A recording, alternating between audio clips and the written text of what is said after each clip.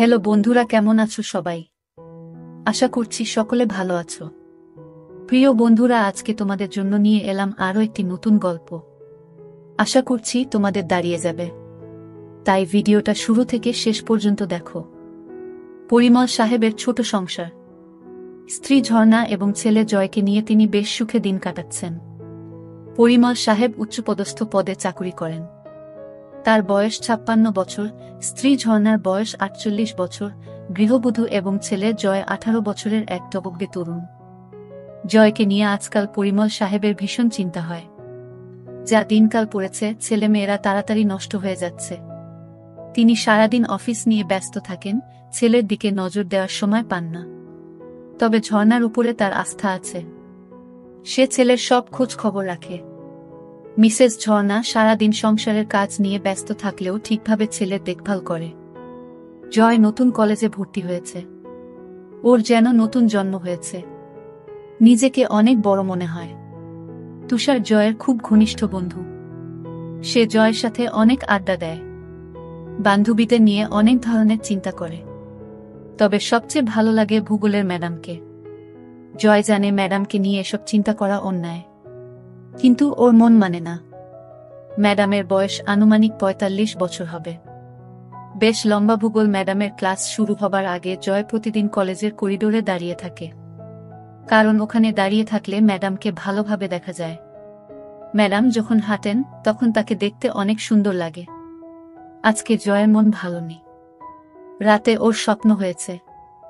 এটা জয়ের কাছে নতুন নয়, এর আগেও হয়েছে, কিন্তু আজ স্বপ্ন ভূগোলের ম্যাডামকে নিয়ে হয়েছে। স্বপ্নটা দেখার পর থেকে জয় কেমন যেন একটা অপরাধবোধে ভুগছে। সকালে ঘুম থেকে উঠে জয় বাথরুমে ঢুকল। পরনের লুঙ্গিটা বালতিতে ভিজিয়ে রাখল, একটু পর কাজের মাসি ধুয়ে দিবে। জয় ঠিক করল আজ আর কলেজ যাবে না। এমন সময় জয়ের মা ঝর্ণা জয়ের রুমে ঢুকল। জয়কে বলল, আজকে কলেজ যাবি না? জয় উত্তর দিল, না মা, শরীরটা ভালো লাগছে না। জয়ের মা বলল, কেন বাবা, কি হয়েছে? জয় বলল, না মা, তেমন কিছু নয়। জয়ের মা আর কথা বাড়াল না। সে বলল, ঠিক আছে, আজ আর কোথাও যেতে হবে না। টেবিলে খাবার দিচ্ছি, তুই খেতে আয়। ঝর্ণা ডাইনিং রুমের দিকে রওনা হল। জয় পিছন থেকে তার মায়ের হেঁটে যাওয়া দেখছে। হঠাৎ ওর মাথা ঘুরে উঠল, শরীরটা ঝিমঝিম করতে লাগল। অবাক চোখে জয় দেখল ওর মাকে। মাথার মধ্যে আবোলতাবোল চিন্তা জেঁকে বসল জয়ের। পরক্ষণেই মনে হল, ও এসব কি ভাবছে? ছিছি, নিজের মাকে নিয়ে কেউ কখনো এ ধরনের চিন্তা করে? জয় মুখ ধুয়ে রুম থেকে বের হল। তুষারকে ফোন করল। হ্যালো আন্টি, তুষার আছে? ওপাশ থেকে বলল, কে? জয় নাকি? জয় বলল, হ্যাঁ আন্টি, আমি জয়। একটু ধরো বাবা, ডেকে দিচ্ছি। একটু পর তুষার ফোন ধরল। কি রে জয়, কি খবর? তুষার, আজকে কলেজ যাব না, শরীর ভালো নেই। কলেজ ফাঁকি দিচ্ছিস কেন? চল না। জয় একবার ঠিক করল কলেজ যাবে। পর মুহূর্তেই ঝর্ণা তার চোখের সামনে ভেসে উঠল। না রে, তুই যা, আমি আজকে আর যাব না। ফোন রেখে জয় খাবার খেতে বসল। যতই চেষ্টা করছে মার ব্যাপারটা মন থেকে মুছে ফেলতে, ততই যেন আরো বেশি করে চোখের সামনে ভেসে উঠছে। জয় ঝর্ণাকে কিছু বুঝতে দিল না। ঝর্ণাও টের পেল না যে সকাল থেকে তার ছেলে ড্যাব ড্যাব করে তাকে দেখছে। ধীরে ধীরে ঝর্ণার চিন্তা জয়কে গ্রাস করল। দুপুরের দিকে জয় টের পেল আজ সারাদিন শুধু মাকে নিয়েই চিন্তা করেছে। এর মধ্যে মায়ের সাথে 1 ঘন্টার মতো গল্প করেছে। কথা বলতে বলতে সে চোরা চোখে মার উপর নিচ ভালো করে দেখে নিয়েছে। জয় ভাবছে 48 বছর বয়সেও মা কত সুন্দর। মা বেশ লম্বা চওড়া মহিলা, 5 ফুট 4 ইঞ্চি লম্বা। একটা ব্যাপার জয়কে পাগল করে তুলেছিল। জয় নিজের রুমে শুয়ে মার কথা ভাবছে। যতই ভাবছে তত মার প্রতি এক তীব্র আকর্ষণে পাগল হয়ে উঠছে।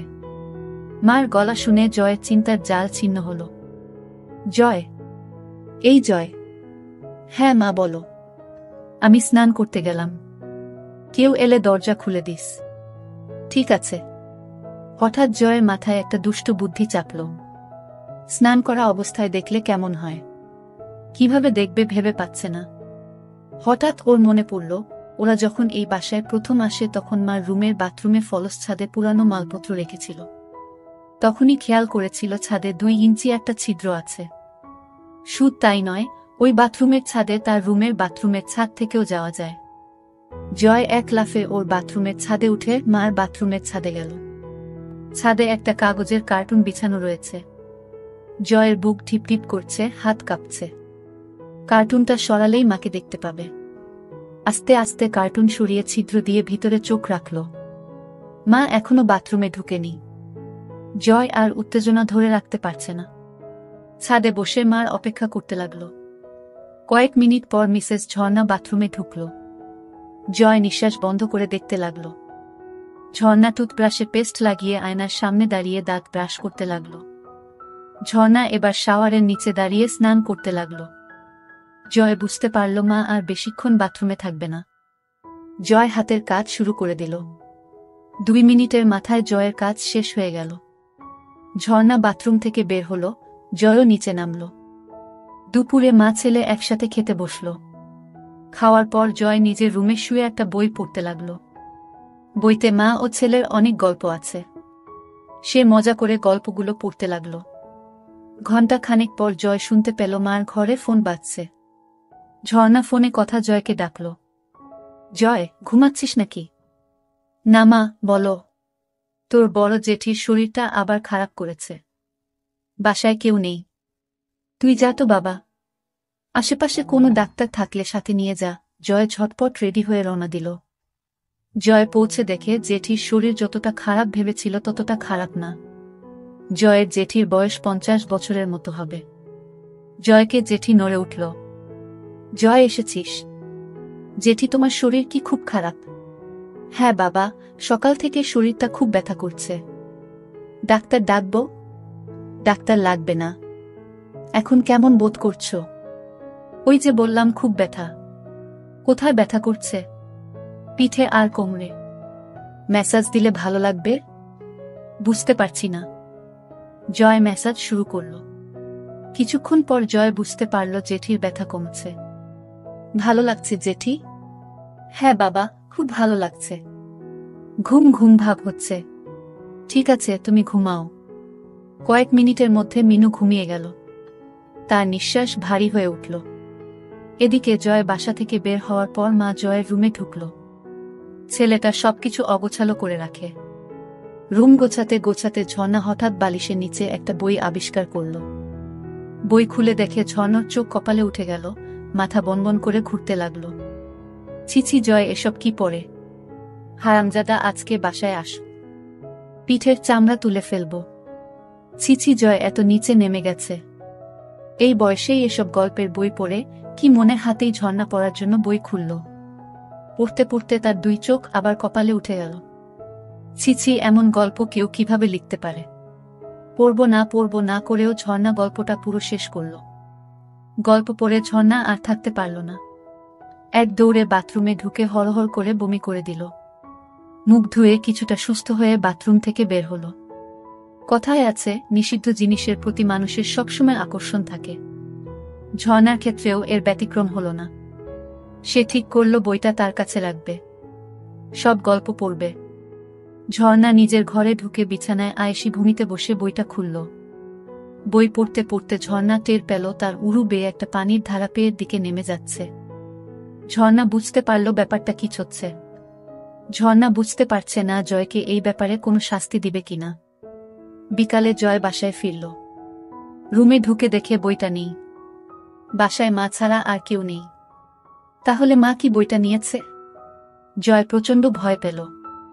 মা যদি বইটা নিয়ে থাকে তাহলে কি হবে? মা যদি গল্পগুলো পড়ে তাহলে খুব লজ্জার ব্যাপার হবে। সন্ধ্যার দিকে জয়ের সাথে ঝর্ণার দেখা হলো। কি রে, তোর জেঠির অবস্থা কেমন?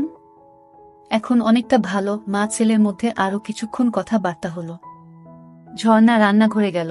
জয় তার রুমে এসে শুয়ে পড়ল। চোখ বন্ধ করতেই ঝর্ণার কথা ভাবতে লাগল। ওদিকে ঝর্ণা রান্নাঘর থেকে নিজের ঘরে যেয়ে বাকি গল্পগুলো পড়তে লাগল। বেশিরভাগ গল্পই মাছেলের নিয়ে। ঝর্ণা গরম হয়ে গেল। কি করবে ভেবে পাচ্ছে না।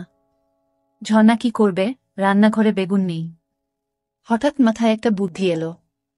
ঝর্ণার মাথা খারাপ হয়ে গেছে, কি করছে নিজেই জানে না। হাতের কাছে মোম ছিল, সেটা দিয়ে সেদিনের মতো কাজ সারল। সন্ধ্যার পরে জয় আড্ডা মারতে বের হল। এই ফাঁকে ঝর্ণা জয়ের রুমে ঢুকল। খুঁজতে খুঁজতে বিছানার নিচে কিছু সিডি পেল। একটা সিডি নিয়ে প্লেয়ারে চালিয়ে সোফায় বসল। ঝর্ণা অবাক হয়ে দেখছে, আড্ডায় জয়ের বন্ধুরা মেয়ে ছাড়া অন্য কোনো কথা বলে না। জয়ের আর আড্ডা ভালো লাগছে না। এই মুহূর্তে মাকে দেখতে ভীষণ ইচ্ছা করছে। সে বাসায় চলে এলো। এদিকে ঝর্ণা শুয়ে তার ছেলের কথা ভাবছে। মুহূর্তেই আবার ভাবছে, ছিস ছিস, নিজের ছেলেকে এসব কি ভাবছি। ধীরে ধীরে জয়কে নিয়ে তার ভাবনা প্রখর হতে লাগল। পরিমল সাহেবের বয়স হয়েছে, এখন আর আগের মতো ঝর্ণাকে তৃপ্তি দিতে পারে না। কখনো কখনো ঝর্ণার চরম পুলক হওয়ার আগেই পরিমল সাহেব হাঁপিয়ে যায়।